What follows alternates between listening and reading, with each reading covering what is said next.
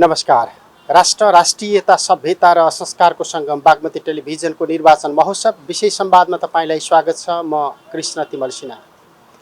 मुलुकका विभिन्न भागमा प्रदेश र प्रतिनिधि सभा सदस्य निर्वाचनका सन्दर्भमा विभिन्न राजनीतिक पार्टीका तर्फबाट प्रत्याशी बन्नुभएका उम्मेदवारहरूसँग सम्बन्धित निर्वाचन क्षेत्रमै पुगेर संवाद गर्ने क्रममा आज हामी सिराहाको मिर्चैया आइपुगेका छौँ।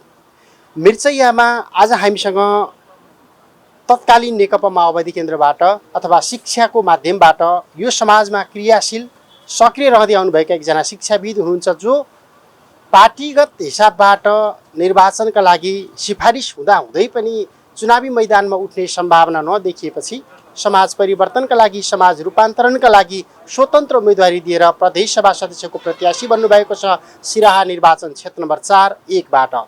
हामीसँग प्रदीप कुमार तिवारी हुनुहुन्छ। उहाँको घोषणापत्र हामीसँग रहेको छ। समग्रतामा उहाँले गरेका प्रतिबद्धताहरू विशेष गरी 10वटा प्रतिबद्धता रहेका छन्।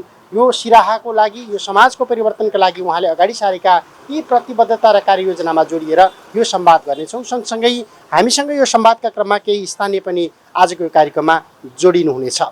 सुरुमा प्रदीप कुमार तिवारीलाई स्वागत गर्छु र उहाँको प्रतिबद्धतामा केन्द्रित रहन्छु। यहाँलाई स्वागत छ। धन्यवाद। तपाईको प्रतिबद्धताहरू हेरियो, प्रतिबद्धता केका लागि नभनौँ, सबैभन्दा पहिला यत्रो लामो समयसम्म शिक्षा क्षेत्रमा काम गर्नुभएको छ। शिक्षाको माध्यमबाट समाज रूपान्तरण गर्न सकिन्छ, सभ्य नागरिक बनाउन सकिन्छ। यो समाज निर्माणका लागि तपाईँको भूमिका छँदै थियो। राजनीति यति फोहोरी, यति गिजलिएको राजनीतिमा किन यत्रो चाह राखेर तपाईँको स्वतन्त्र उम्मेदवारी? एकदम राम्रो क्वेसन गर्नुभएको छ। अब म साँच्चीकै शिक्षा क्षेत्रमा मैले करिब 40 वर्ष अहिले भनौँ न यही सिराहा जिल्लाको सगरमाथा उच्च माध्यमिक विद्यालयमा म कार्यरत एउटा संस्थापक पनि हुँ र चाहिने म एउटा हेडमास्टर पनि हुँ।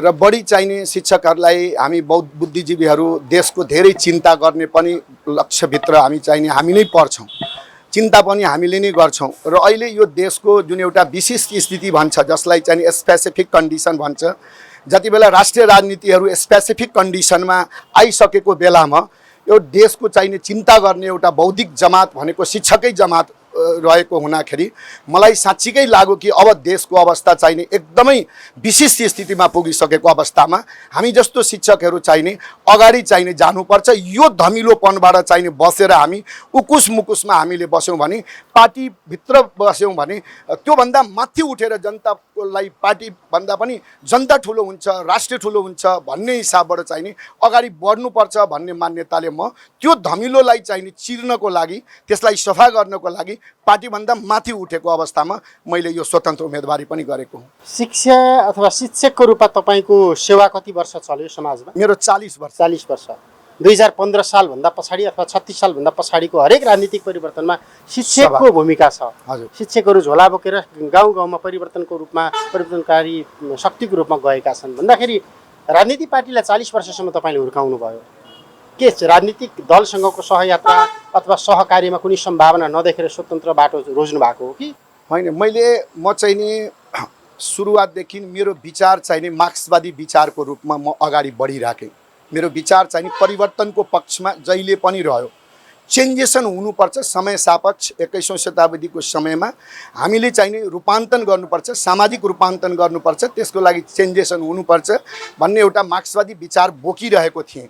मार्क्सवादी विचार बोक्नेहरूको साथ पनि चाहिने जहिले पनि म संहितामा रहेँ र उहाँलाई स्कुलिङ गर्ने काम मैले मेचीदेखि महाकालीसम्म नेपाल राष्ट्र बुद्धिजीवी सङ्गठनको फन्डबाट चाहिने त्यो किसिमबाट चाहिने मैले जनताको बिचमा चाहिने एउटा स्कुलिङको काम चाहिने मेरो जिम्मेवारी रहिरहन्थ्यो।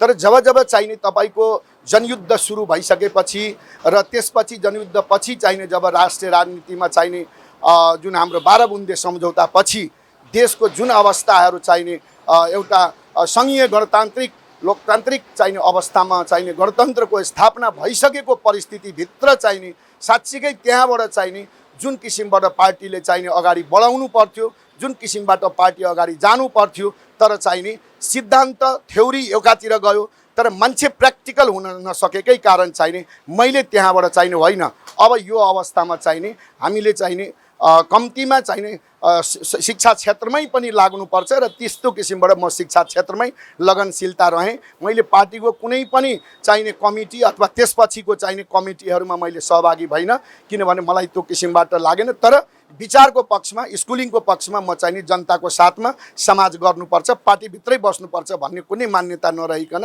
म चाहिँ समाजमा निरन्तर चाहिने मार्क्सवादी शिक्षाको वकालत गर्दै रहेँ, परिवर्तनको पक्षमा गर्दै रहेँ र अहिले पनि त्यही किसिमबाट पनि अब यो बिचमा अहिले चाहिने चेन्जेसनको पक्षमा चाहिने जब यता परिवर्तनको पक्षमा बालिनको जुन किसिमबाट चाहिने काठमाडौँमा जुन परिवर्तनहरू देख्नुभयो, त्यति बेला चाहिने जुन कमरेड अध्यक्षले भनौँ न प्रचण्डजीले चाहिने जुन किसिमबाट चाहिने एउटा होइन हाम्रो साथीहरू पनि विचारका साथीहरू पनि धनी हुनुहुन्छ, उहाँ पनि चाहिने एउटा साँच्चीकै चाहिने चेन्जेसनको पक्षमा बालिनभन्दा पनि उच्च विचारको राम्रो मान्छे हामी खोज्छौँ भन्ने हिसाबमा सायद पार्टीले मलाई चाहिने त्यही हिसाबले पनि नाम सिफारिस गरेर पठाए।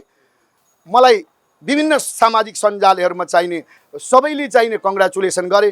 तिवारी सर जस्तो एउटा स्वच्छ मान्छे चाहिने अब आउँदै हुनुहुन्छ समाजमा भन्दाखेरि सबै पक्षका मान्छेहरू खुसी भएका थिए।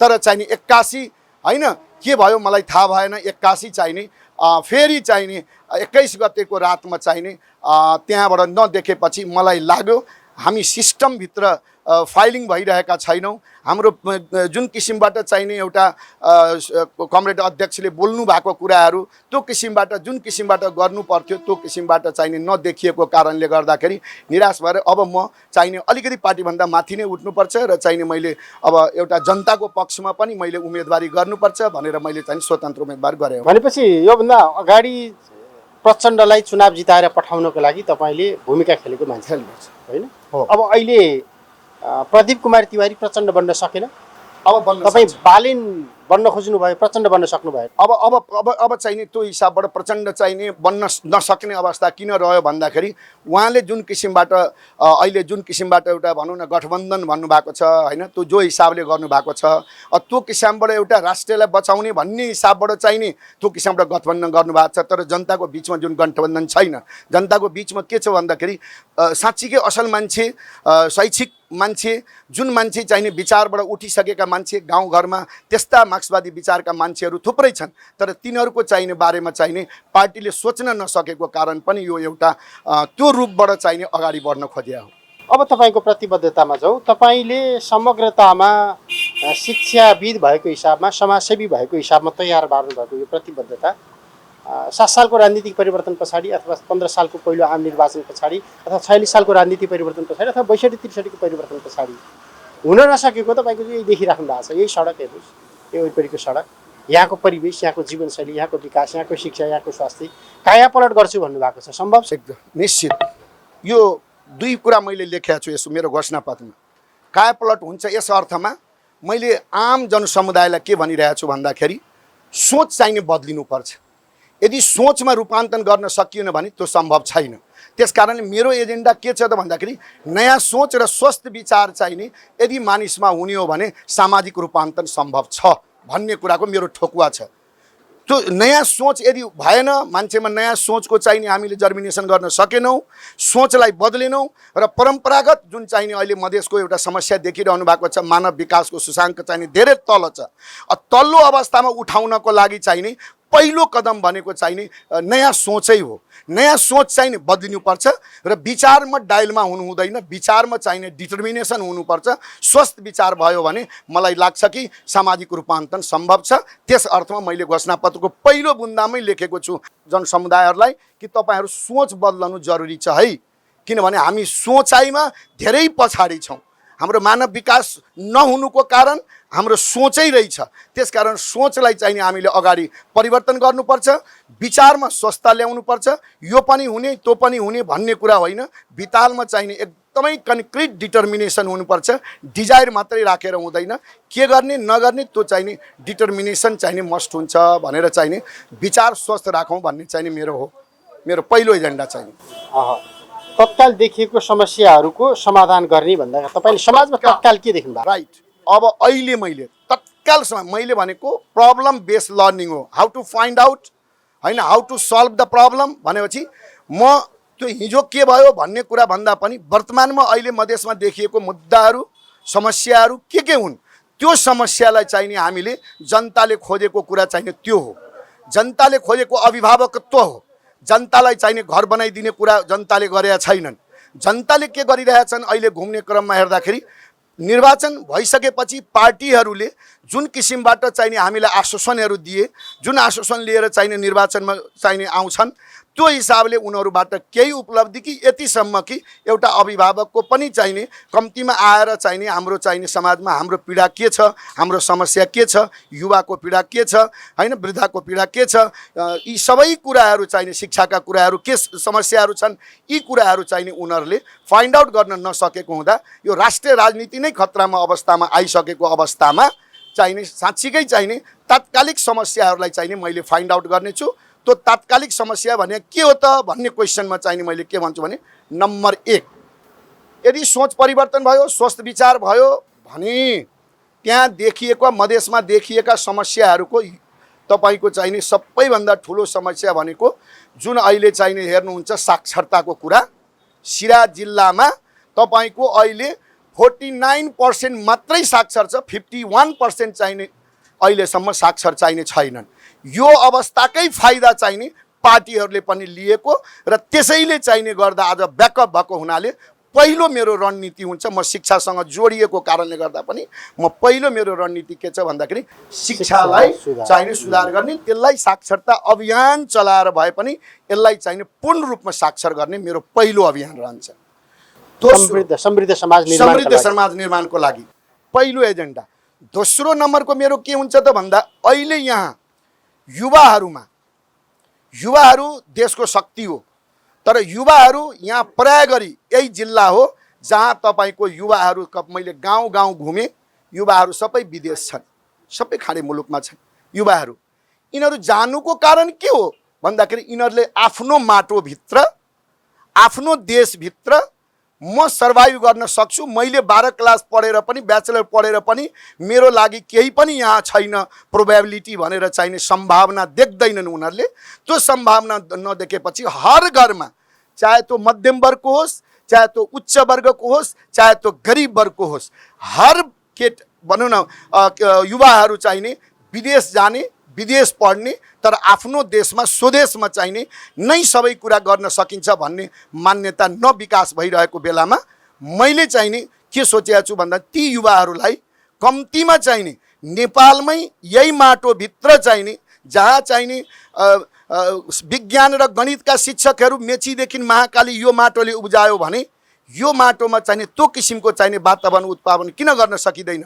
त्यसकारण त्यस्ता औद्योगिक उद्योगहरू, त्यस्ता श्रम गर्ने काम गरेर खाने कुराहरू म चाहिने त्यो किसिमको चाहिने श्रम गर्ने खालको चाहिने क्रियाकलापहरू मैले गर्न सकेँ भने ती युवाहरूलाई चाहिने मैले अगाडि बढाउन सक्छु र ती युवाहरूलाई समाजमा तत्काल मैले हेर्ने भनेको पुस्तकालय, ई लाइब्रेरी, उनीहरूलाई वातावरण जस्तै एउटा माछालाई वातावरण बनाउने काम म गर्छु। म शिक्षक हो, मैले माछालाई पानी चाहिन्छ भने मैले पानी राखेपछि त्यो युवाहरू आफै आउँछन्। स्वयं निर्देशन गरेर युवा जानेवाला छैन।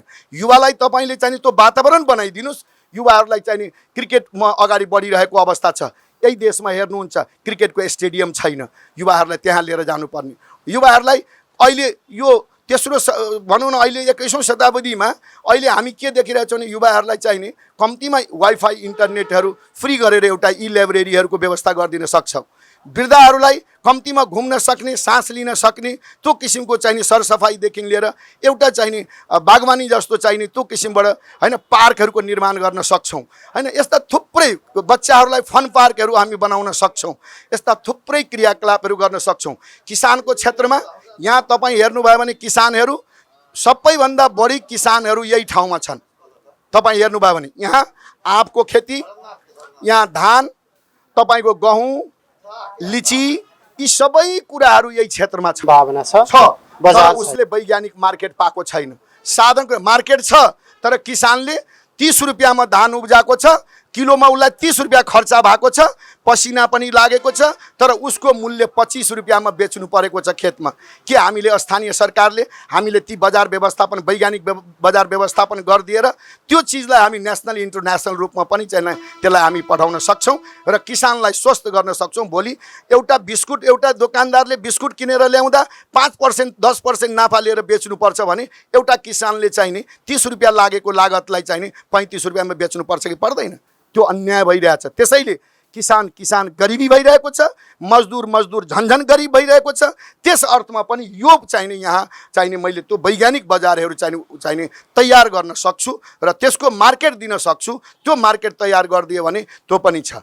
तेस्रो नम्बर कुरा तपाईँले हेर्नुभयो भने यहाँ चाहिने थुप्रै चाहिने धार्मिक चाहिने तपाईँको चाहिने सबै कुराहरू छ, सारा कुराहरू चाहिने छ।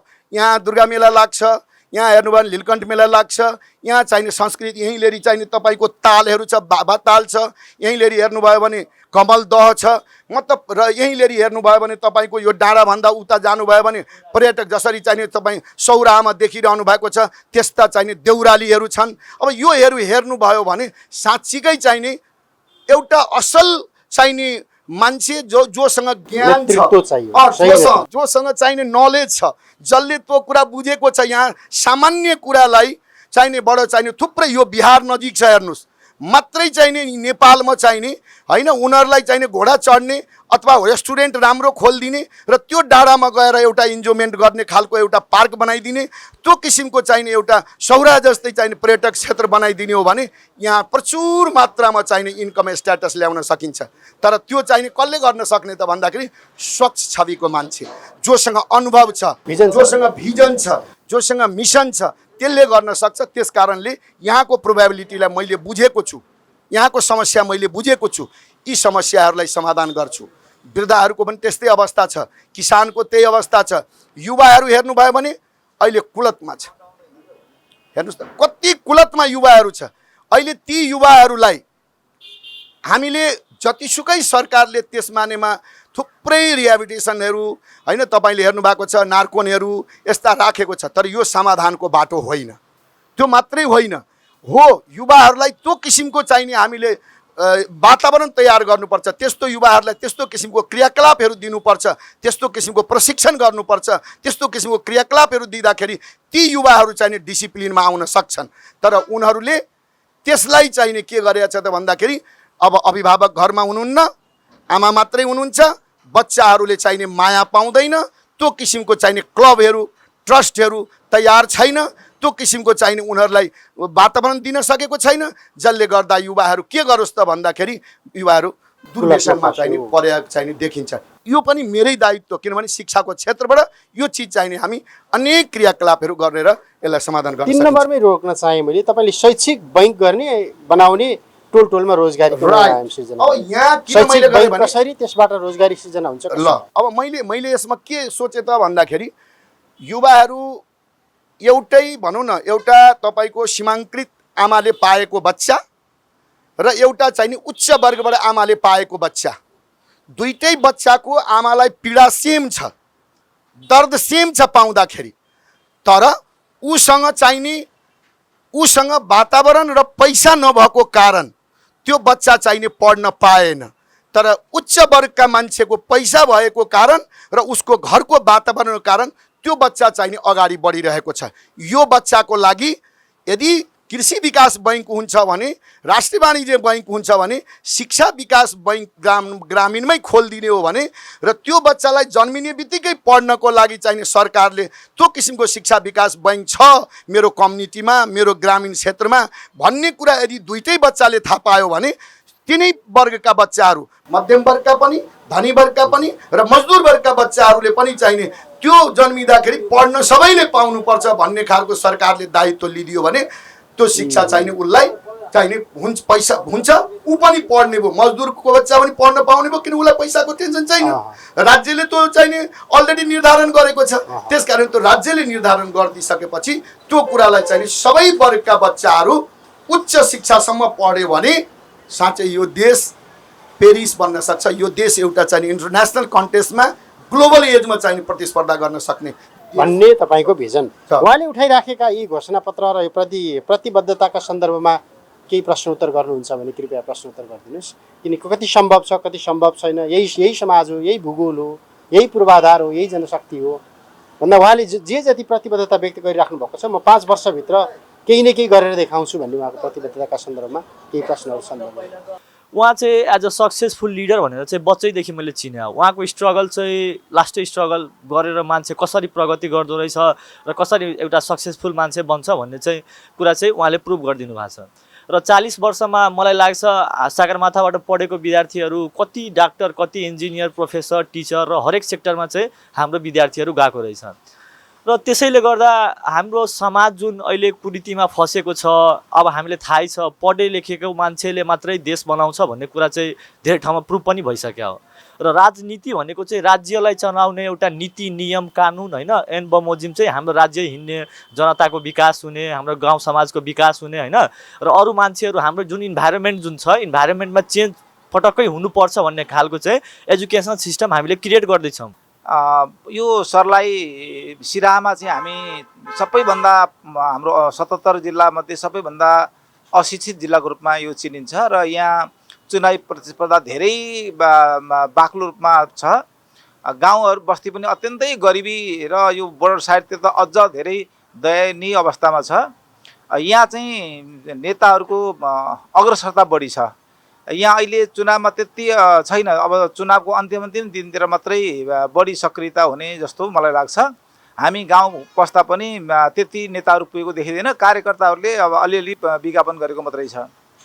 अब वास्तवमा के छ भने अहिलेको यो जुन बहुदलीय परम्पराले नेपाललाई विकासशील बनाउने भन्ने किसिमको विश्वासमा 46 साल पछाडि यो देशको परिवर्तनको रूप आयो। 62 साल पछाडि अझ हामी राजतन्त्र शुद्ध फ्याँकेर हामीले चाहिँ गणतन्त्रमा आयौँ। त्यसपछि जनताहरू अब दिन प्रतिदिन खुसियाली हुने भनेको नैराश्य हुँदै गए। हामीले ग्रामीण परिवेशमा पसेर सोद्धाखेरिमा तपाईँहरू कुन पार्टीबाट भन्न क्वेसन आउँछ र हामी पार्टी होइन, हामी स्वतन्त्र भनेपछि लु त्यसो बसौँ कुरा गर्छौँ, पार्टीसँग हामी कुरै गर्दैनौँ भन्ने किसिमको परिवेश अहिले चाहिँ हाम्रो ग्रामीण यो सिराहाको गाउँमा बस्तीमा पाइन्छ। भनेपछि पार्टीबाट जनताहरू धेरै वाक्क भएको अवस्था मैले पाएको छु। अब पार्टीबाट किन वाक्क भयो भन्दा पार्टीको विश्वासमा झुटो आश्वासनमा वर्षौँ वर्ष चुनेर नेताहरू त पठाइयो, तर नेताहरूको चाहिँ प्रगति भयो। नेताहरू बिरामी पर्दाखेरिमा देशको ढिकुटी रित्याएर विदेशमा उपचार हुन्छ, तर गाउँका मान्छेहरू सिटामल खान नपाएर ज्यान फालेको अवस्था त्यहाँ विद्यमान छ। यहाँको प्राकृतिक सौन्दर्यता त्यति नै राम्रो हुँदा यसको लागि कुनै पनि किसिमको विकास गर्ने पहल भएको देखिँदैन। र यहाँको मान्छेहरू चाहिँ अब कुनै नेता आए पनि काम गर्दैनन्, जुन जोगी आए पनि कानै चिरेको भन्ने किसिमका प्रसङ्गहरू पनि एकदमै सिधा सादा नपढेका मान्छेहरूले पनि उच्चारण गरेको हामीले भेटेका छौँ। यसरी हेर्दा के देखिन्छ भने राजनीतिबाट जनताहरू वाक्क भएर अब यो राजनीतिको मान्छे गाउँमा नआए हुन्थ्यो, भित्रै नपसे हुन्थ्यो भन्ने किसिमको भावना देख्दाखेरिमा हामी कुन मुलुकमा छौँ, कुन देशमा छौँ, हाम्रो देश छ कि छैन भन्ने किसिमको अनुभूति हुन्छ।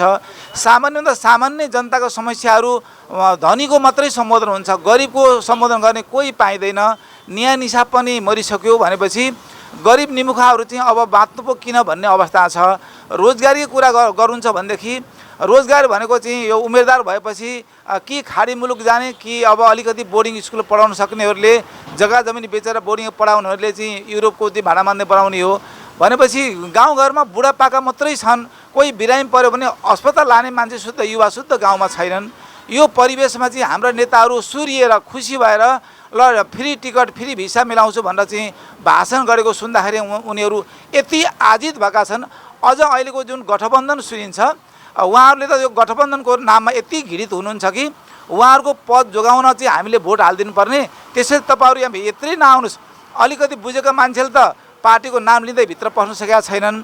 पार्टीकै कार्यकर्ता साथीहरू पनि हुन् त, हामी पनि कुनै कुनै रूपमा पार्टीमा नजोडिएका होइनौँ, तर पार्टीका साथीहरू पनि अहिले जनताको घर दैलोमा पुग्न सकेको अवस्था देखिँदैन। पार्टीको रूपमा सिराहामा भोट जान्छ जस्तो मलाई लाग्दैन। जहाँसम्म लाग्छ यसपालि स्वतन्त्रकै पक्षमा जान्छ र स्वतन्त्रले जुन किसिमले प्रतिबद्धता जनाउनु भएको छ उहाँले त्यही किसिमले 5 वर्षमा चाहिँ आफ्नो कार्यक्षेत्रभित्र हुन त प्रदेश सभामा कति बजेट हुन्छ र पनि जति सकिन्छ यस क्षेत्रका जनताको पक्षमा वकालत गर्न सकियो भने, उनीहरूको दुःखमा चाहिँ साथ दिन सकियो भने पक्कै पनि आगामी अर्को चुनावदेखि चाहिँ यो देशले सही मार्ग लिन्छ कि भन्ने मलाई लाग्छ। जसरी काठमाडौँमा चाहिँ नि एउटा परिवर्तनको आवश्यकता थियो, नयाँ अनुहार, नयाँ व्यक्ति, नयाँ सोच, नयाँ परिवर्तन ल्याउन सक्छ भन्ने जुन किसिमको हामीलाई चाहिँ नि लागेको थियो र त्यो चाहिँ नि साबित पनि भएको छ। त्यो साबित भएको कारणले गर्दा मैले त्यही सन्देश बोकेर म यहाँ चाहिँ नि हाम्रो तिवारी सरलाई सहयोग गर्न भनेर यहाँ आएको छु र उहाँको घोषणापत्र पढ्दाखेरि मलाई चाहिँ नि त्यस्तो लागेन। यहाँ अहिले मैले अरूहरू पनि हेरेँ, अरू उम्मेदवारहरू पनि देखेँ, पार्टीगत उम्मेदवारहरू हेरेँ मैले, विभिन्न किसिमका हाम्रा पुराना पार्टीका उम्मेदवारहरू हुनुहुन्छ।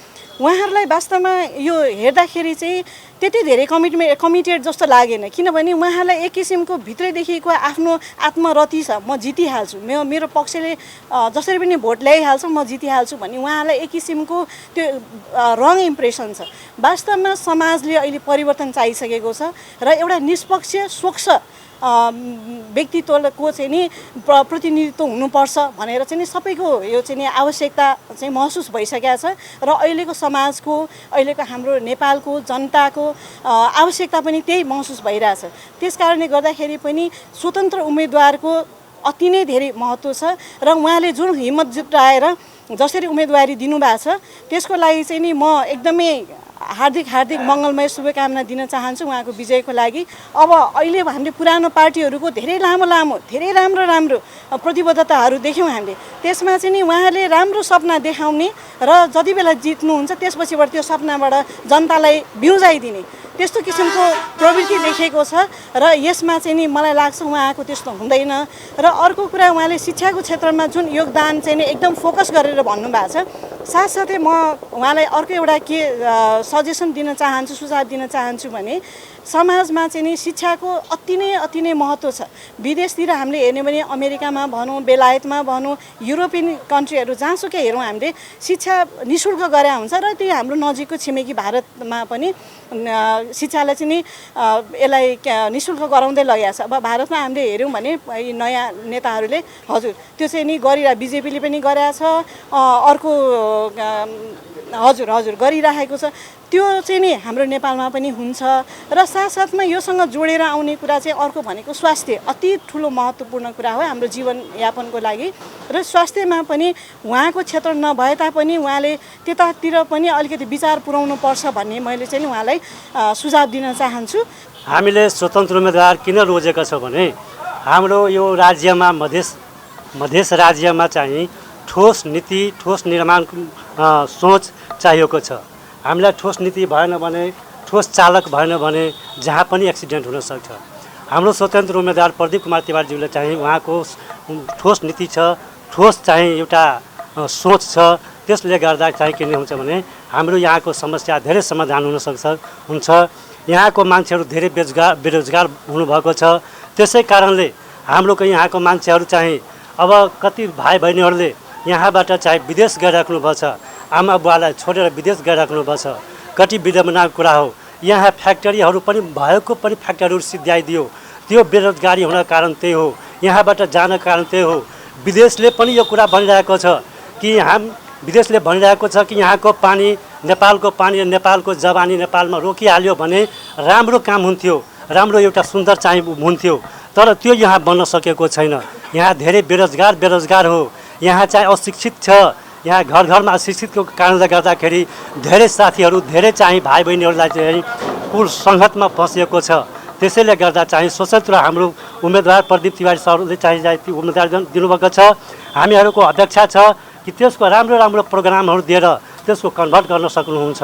सहभागीहरूलाई धन्यवाद दिन्छु। जस्तो यो बिचमा प्रदीप सर धेरै प्रश्नहरू उठे, तपाईँको शिक्षा क्षेत्रमा एउटा उचाइ बनाउनु भएको छ, समाजसेवामा एउटा उचाइ बनाउनु भएको छ, एक खालको प्रतिबद्धताहरू छन्। यो प्रश्न उठिराखेको छ, तपाईँसँग यो समाजको एउटा ठुलो सपना जोडिएको छ, युवाहरूको सपना जोडिएको रहेछ, समृद्धिको सपना, स्वास्थ्यको सपना, शिक्षाको सपना। भोलि कतै त्यो एउटा राजनीतिक सर्कलमै जाने हो, एउटा स्वतन्त्रले गएर प्रदेश परिवर्तन गर्न सक्दैन, प्रदेश सभाको त्यो नीति नियम मानसिकता परिवर्तन गर्न सक्दैन। अहिलेसम्म यो समाजमा बनाएको तपाईँको लाइफ नै कतै ड्यामेज हुने त होइन? मैले अघि पनि तपाईँलाई भने यो कुनै विशेष स्थितिको कुरा हो।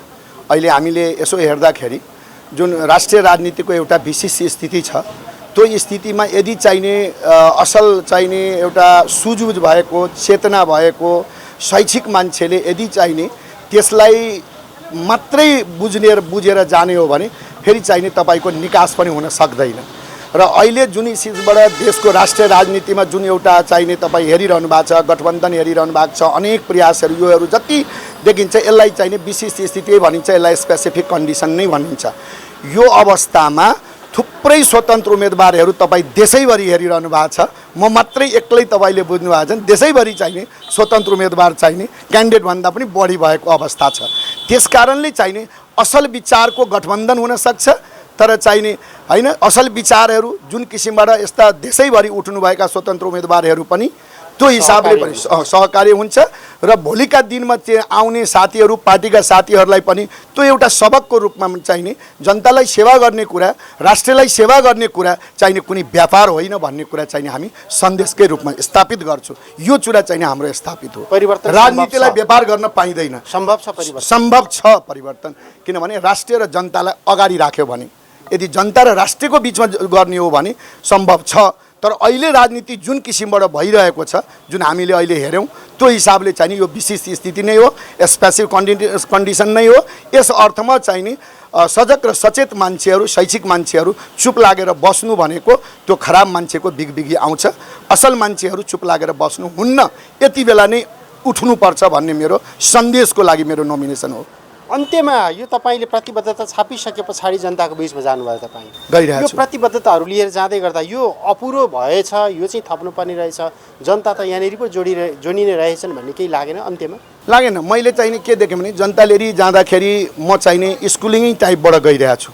अहिलेसम्म म 22वटा वार्ड मेरो जिम्मेवारीमा छ।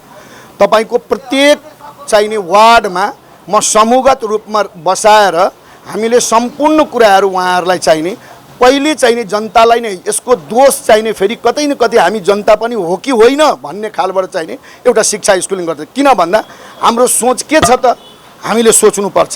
यदि हाम्रो सोच परम्परागतै हो भने फेरि परिवर्तन सम्भव छैन।